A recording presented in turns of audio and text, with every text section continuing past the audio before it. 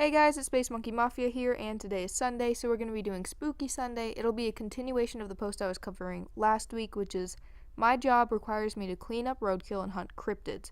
The first hunt was the Mile Wolf, so in case you missed it, maybe watch that one first because it's not going to make a lot of sense. It's hard to keep a social life with a job like this. Never mind not having the time between both occupations. Trying to wipe the scent of dead roadkill or some creature's blood isn't an easy task. I honestly make good money, but I'm not sure what I'm making it for. My routine is to wake up and try my best to acquire some semblance of fresh. I'll go a couple of rounds with the punching bag. Sometimes I'll just sit and look at it. Memories can be draining. Some people work so that they can live. More and more, I'm discovering that I'm living to work. I find more comfort in the rides to and from than I do sitting in my house. I won't beat around the bush either.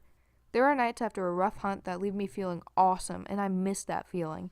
As far as the 9 to 5 goes, it was a fairly slow day. I was even called to 2 separate places that ended up being just sick animals. I have to contact animal control in those scenarios, and then it's out of my hands.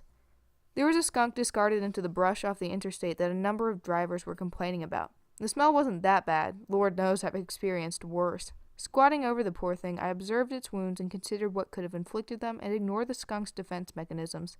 Most cryptids you will run across have their senses enhanced as they've evolved to avoid detection and hunt more dangerous prey. If I wanted to find out the cause of the skunk's death, I would have to open it up, and that just wasn't going to happen. As I picked it up, however, it felt light, and its bones had clearly been cracked.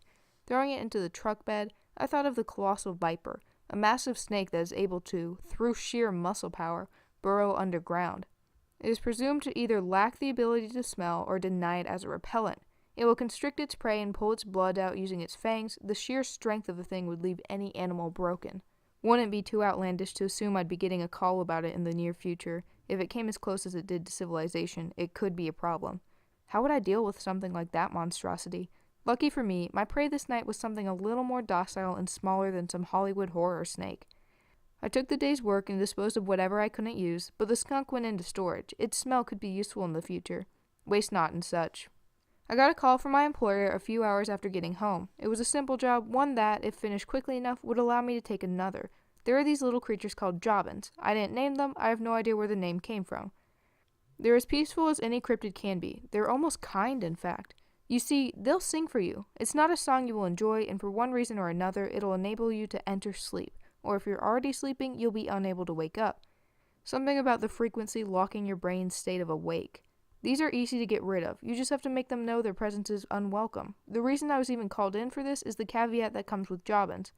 They are so docile that they are easy pickings for larger prey, mainly cryptids. So when the big boys hear the jobbins singing, they will culminate on the area in search of them. Even the apex of cryptids can't resist their call. Makes you wonder what they taste like.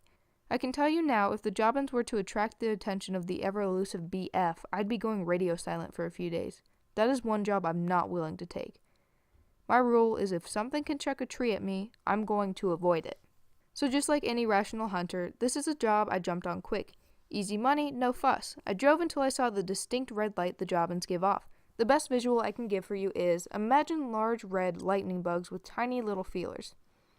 Their singing is created by the rapid movement of their wings. God, is it annoying to hear a whole cluster of them. I wrapped a towel around the nearest branch I could find and doused it in lighter fluid with a dab of vanilla extract. It has to be straight from the bean, nothing artificial.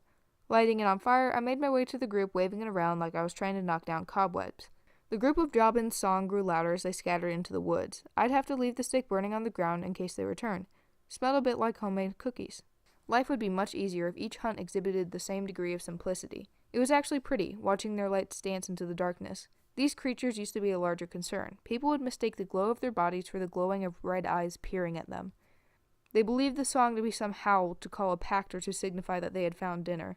Nope, just very large bugs. I stuck around the site, sitting in the truck to make sure nothing unsavory had followed the group of jobbins. Thankfully, I was able to leave the site without any incident. My next call came through the radio as I was leaving the site. The place was several dozen miles out, and I'd be cutting it close with the morning light. Luck so had it that I don't work my morning job tomorrow, and this cryptid is a very hyper one, to a fault.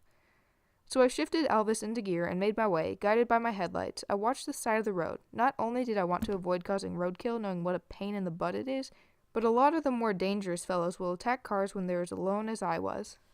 A handful of hours passed before I reached my destination. Another stroke of luck was that the general supplies I had were enough to handle this hunt, so I didn't need to stop at home. I rolled up on a farmer's driveway. Hopping out, I was greeted with a thick and commanding voice. This man had been tending to the farm since he was 18. A worn and weathered face relayed to me those youthful days were many years ago. He informed me that he saw a small creature in his field and that it was leaving barren circles of corn.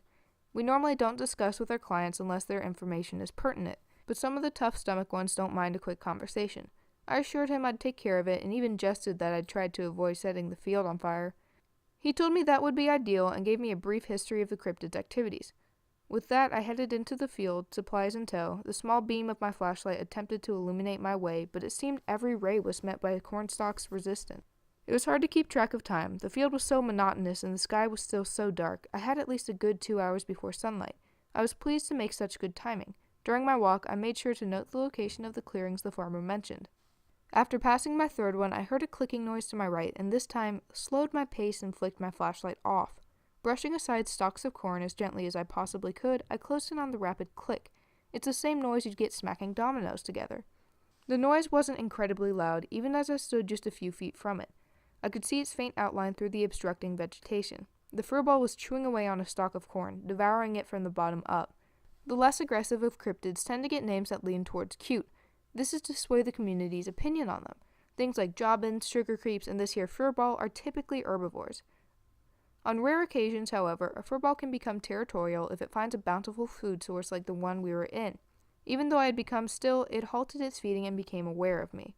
Furballs have an unparalleled sense of sight. Looking at me, this thing could see me just as clear as if the sun was directly above us, while all I could see was a tangle of outreaching thin tendrils that make up its hair, a furball. I could see the stalk of corn being clutched by its short stick-like limbs. It wasn't going to take long before it lunged at me. Furballs are typically harmless, but this one has been terrorizing the livestock in the farmer's daily operations, not to mention ruining large plots of the crop by eating them.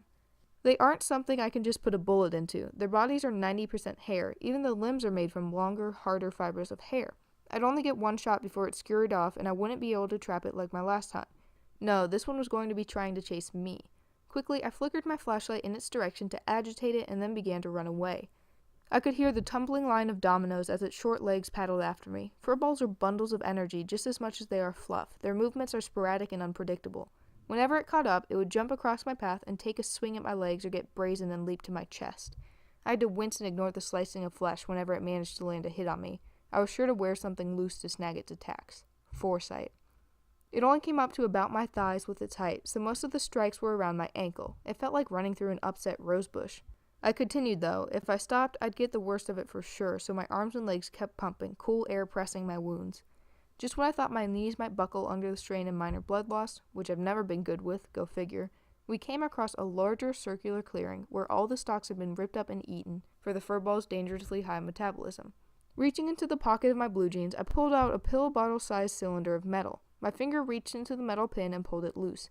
Straining my body as much as I could, I whipped the stun grenade high above the cornfield. I hoped it was far enough to avoid any ignition. Once thrown, I spun around and threw myself to the ground, burying my face in what was left of the corn stalks and pulling my shirt over my eyes.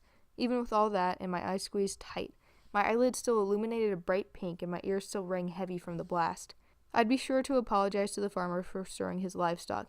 My issues were nothing compared to the furball's hypersensitive eyesight. It would be rendered useless for a good while. When you have something as efficient as the furball's eyes are, you tend to lean on it. That and its energy was spent chasing, and it didn't have enough to even try stumbling away in some haphazard direction. The quickest and most painless way for me to kill it was just by letting it starve. They have to eat pretty consistently, or their active metabolism shuts down in around 30 minutes and dissolves what little muscle mass they have. It sounds terrible, but it really is a quiet way for them to pass on, and if I have the choice, that's the one I go with. I've heard enough horror stories about hunters that like to play with their hunts, drag it out. That's not who I am. So I sat with it, watching its fur swaying with each gust that rushes through the cornfield, accompanied by a soft rustling. As its body was shutting down, the arms and legs began to unravel and resemble the rest of the hair. The sun was coming up by then, and I'd actually forgotten their fur is brown, not black like the night suggests. When its body had given up searching for fuel, I watched its hair separate from the form and drift into the morning wind until nothing was left. Nothing but its eyes, the only part of its functioning body that wasn't in some manner made up of hair. I don't like killing most of the cryptids I come across. Heck, if there were more peaceful solutions, I would pursue them. Cryptids, they end up taking people from their family, one way or another. Even the jobbins can keep someone asleep so long that the body gives up, similar to the furball that had been across from me. I have to stop these situations before they occur. I once lacked foresight, but no longer. I cleaned up the scene, ears still ringing. I placed the furballs' glass-like eyes into a plastic bag. They would be iced in the cooler. Couldn't help but notice the clearing looked a lot like crop circles. Aliens. What a joke. Typing all these cryptids' names reminded me I haven't really introduced myself yet. My name is Jack. And that about wraps it up for today. I hope you guys enjoyed it. I really like the story. I'm going to be continuing it for the next couple of weeks till it's over. I'm not going to lie, I haven't actually read the last part. I'm trying to keep it sort of really fresh and exciting, so I'm not quite sure how it ends, just like you guys. And I hope you enjoyed it. If you did, like, comment, subscribe, all that good little stuff. I really hope you guys did, and I'll see you back here tomorrow. Bye.